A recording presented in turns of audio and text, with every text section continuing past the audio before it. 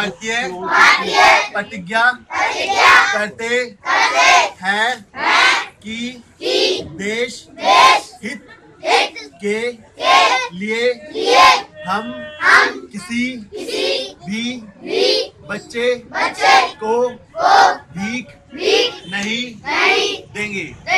जय हिंद, जय भारत। आज से हम किसी को भीख नहीं देंगे। तो आज से भीख देना। हमारे साथ आज खास मुलाकात में ऐसी शख्सियत मौजूद हैं जिन्होंने 17,000 किलोमीटर पैदल यात्रा करके पूरे भारत को एक उद्देश्य देने की योजना बनाई है और उसी क्रम में ये पूर्णिया पहुँचे हैं और हमारी मुलाकात हुई। हमने उन्हें ख़ास तौर से स्टूडियो बुलाया है और आप हैं जम्मू कश्मीर से आए हैं आशीष शर्मा जी। आशीष शर्मा जी, सबसे पहले आप जिस उद्देश्य से चले हैं उस उद्देश्य को लेकर के पूर्णिया में हम अपने स्टूडियो में अपने दर्शकों के बीच आपका स्वागत करते हैं। जैन सर। मेरा नाम आशीष शर्मा है और मैं दिल्ली से हूँ प्रॉपर। मैं पेशे से मैकेनिकल इंजीनियर था और 3 साल पहले मुझे एक बच्चा मिला था जिसने अपना हाथ नोचा हुआ था नाखूनों से और 9 साल का बच्चा ड्रग्स लेता था। तो ये देश की सच्चाई है आज़ादी के 31 साल के बाद भी कि बच्चों की ये हालत है और वो बच्चा मुझसे भीख मांग रहा था। तो 3.5 महीने लगे थे मुझे उस बच्चे को स्कूल तक लेके जाने के लिए और फिर जॉब करते करते मैंने 8 बच्चों को रिहेबिलिट किया इसी तरीके के बच्चों जो बाल तस्करी या फिर चाइल्ड बैगिंग अलग अलग मुद्दों में इन्वॉल्व थे। फिर मुझे एक पड़ाव पर लगा शायद ऐसे मैं मर जाऊँगा बट ऐसे मुद्दा ख़त्म नहीं होगा क्योंकि एक ही बच्चे को पकड़कर स्कूल में दाखिला कराना संभव नहीं है। तो सोचा कि एक बड़े लेवल पर एक मुहिम की जाए ताकि मुद्दे ख़त्म किए जाए क्योंकि हमारी पीढ़ी को ये होना चाहिए कि हम मुद्दे ख़त्म करने के बाद उठाएं, उन मुद्दों का हिस्सा बनकर ना रहें। तो 3 पूरे लेयर में हम लोगों ने पूरा प्रोजेक्ट ये एक तरीके से तैयार किया और मैंने 8 महीने फिर रिसर्च की इसके अलग अलग तरीक़ों से और हर तरीके के लोगों से मिलता था मैं। तो इसमें ये था कि भीख लेने वाले से ज़्यादा कसूरवार भीख देने वाले का है क्योंकि बढ़ावा हम लोग देते हैं। तो समाज अपनी तरफ से बच्चों को भीख देना छोड़ दे ताकि बच्चा स्कूल जा सके। आप खाना किसी को खिला दीजिए बट पैसा ना दीजिए। दूसरा, एक मोबाइल ऐप बनाई जो आने वाले वक्त में इंडिया का मोस्ट पावरफुल अवेयरनेस सिस्टम होगा क्योंकि जागरूक करना एक बहुत बड़ी बात है अपने आप में हर एक मुद्दे को लेके। बट सरकार ने कभी इस तरीके से नहीं सोचा कि अगर हम एक ही ऐसा सिस्टम बना दें जहाँ पे लोगों को जागरूक किया जाए तो अरबों पैसे तो हमारे हर साल वैसे ही बच जाएंगे। तो पैसों का सदुपयोग किया जा सकता है। तीसरा ये था कि माइग्रेशन एक मेजर इशू है पूरे इंडिया के अंदर जो कोई भी सरकार नहीं लड़ पा रही है, पुलिस वाले नहीं लड़ पा रहे हैं। तो हम लोगों ने इसका ये सोल्यूशन निकाला कि रेलवे स्टेशन पर ही 2 कमरों का स्कूल और रिहब खुल जाए ताकि जितने बच्चे वहाँ से आते हैं वो तुरंत वहीं के वहीं रुक जाए। तो ये एक आने वाले और 34 IAS अधिकारी मेरे साथ काम कर रहे हैं। तो प्रशासन का इस तरीके से बड़ा सहयोग मिला मुझे अभी तक और देश भर से युवा भी जुड़ रहे हैं और अब तक 7,352 किलोमीटर मैं पैदल चल चुका हूँ और जम्मू से 22 अगस्त को मैंने चलना शुरू किया था उधमपुर से। तो अभी मुख्य रूप से किन किन शहरों को? अभी तक मैं 107 शहर लगभग कर चुका हूँ जिसमें जम्मू, हिमाचल, पंजाब, हरियाणा, राजस्थान, गुजरात, दमन, दीव, सिलवासा, महाराष्ट्र, गोवा, मध्य प्रदेश, उत्तराखंड, यूपी और बिहार में 11वां अभी राज्य सिटी चल रही है। तो इसके बाद आप किधर जाएंगे? और अररिया और ये किशनगंज और उसके बाद मैं नॉर्थ ईस्ट निकल जाऊँगा यहाँ से।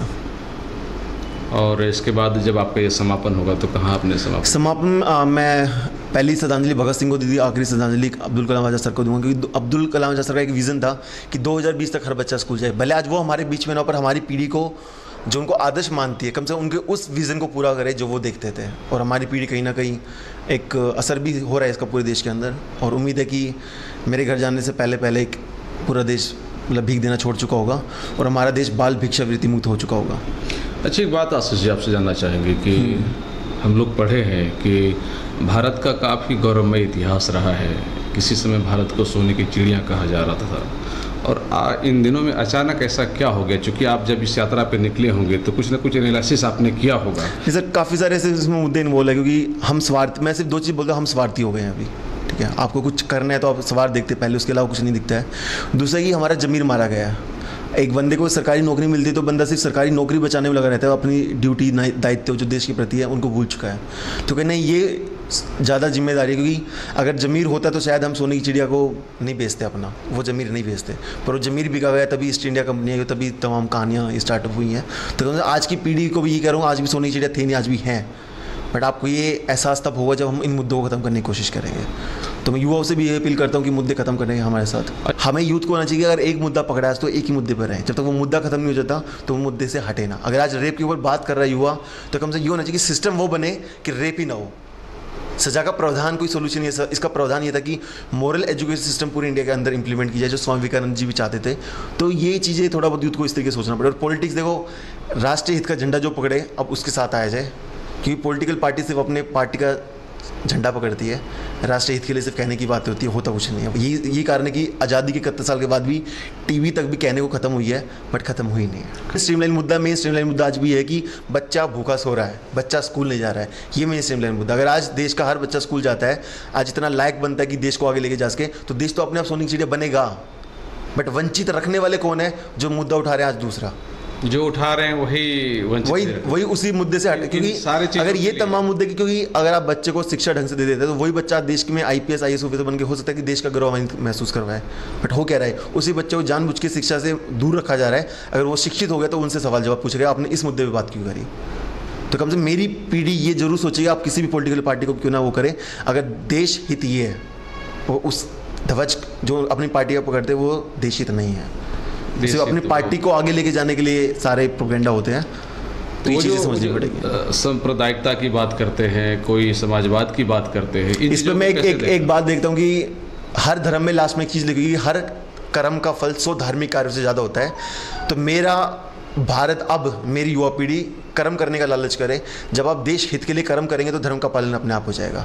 पॉलिटिकल पार्टी के जो लोग होते हैं वो जोर जोर से चिल्ला चिल्ला के राष्ट्रवाद की बात करते हैं। आपको लगता है कि वो रियल में राष्ट्रवाद सही मायने, जिस तरह से आप घूम घूम कर देखो, जो चिल्लाकर कुछ बातें होती है, अब मैं भी चाहूँ तो मैं भी 10-15 बंदे साथ में चल सकते हैं, मैं भी एक हंगामा मचा सकता हूँ कि आपने ये नहीं किया, वो नहीं किया। बट नई चीज़ों का सृजन करना आसान है। आप नेगेटिव चीज़ों अगर लड़ते रहोगे तो कंप्लेंट ही करते रह जाओगे, और हमारा देश कंप्लेंट का अड्डा बन चुका है। तो अगर कंप्लेंट नहीं करनी तो मुद्दे खत्म करने की सोचो। मुद्दे खत्म करने का ये तरीका कि नई चीज़ों का सृजन करना शुरू करें, अपनी एनर्जी इन चीज़ों में ख़राब करने में ना लगाए कि आज क्या हुआ। क्योंकि अभी आप देखेंगे, अभी पिछले हफ्ते की मैं यही देख रहा हूँ कि फेसबुक और नेटफ्लिक्स ही चल रहा है। तो जो मुद्दे आप पहले पकड़ के उस पर जितना एक्टिविज्म दिखा रहे थे अपना, वो कहाँ गया? अच्छा, जब घूम रहे हैं तो अलग अलग ज़िलों में जा रहे हैं, आप अलग अलग ज़िलों को समझ भी रहे होंगे कि कहाँ कैसी स्थिति है। तो क्या लगता है कि अलग अलग ज़िलों में अलग अलग स्थिति है, या फिर पूरे देश में एक ही तरह की स्थिति बनी हुई है? स्थिति तो एक ही बनी हुई है, बट हर एक राज्य के मुद्दे थोड़े अलग हो जाते हैं, क्योंकि वहाँ का कल्चर थोड़ा डिफरेंट होता है और मुद्दे उसी के ऊपर डिपेंड करता है। तो एक कल्चर को रीस्टैब्लिशमेंट के ऊपर भी हम काम करेंगे, बट अभी ये कि एक ही बार में एक मुद्दा पकड़ेंगे, एक मुद्दा खत्म करेंगे।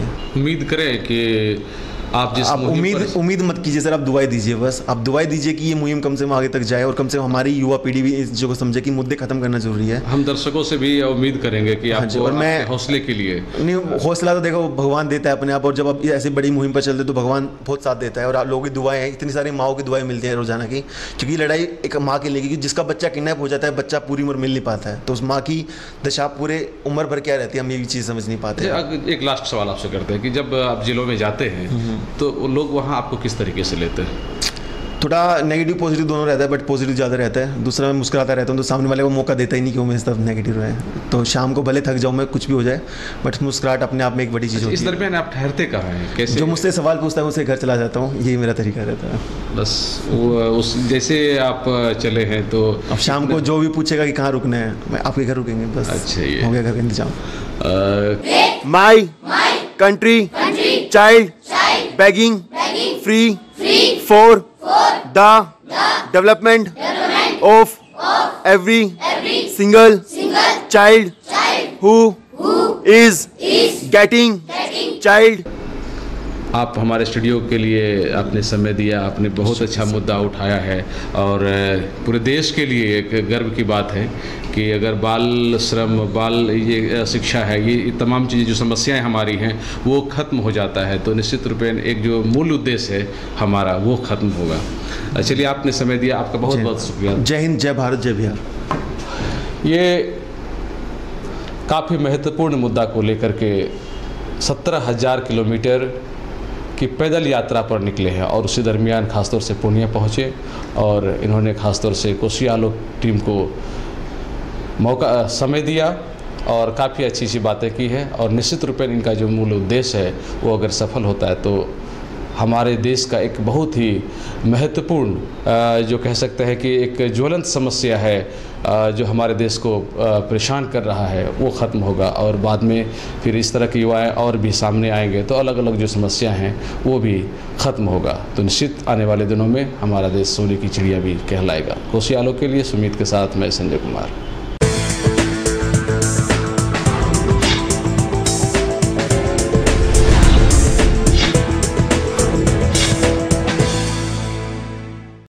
डॉक्टर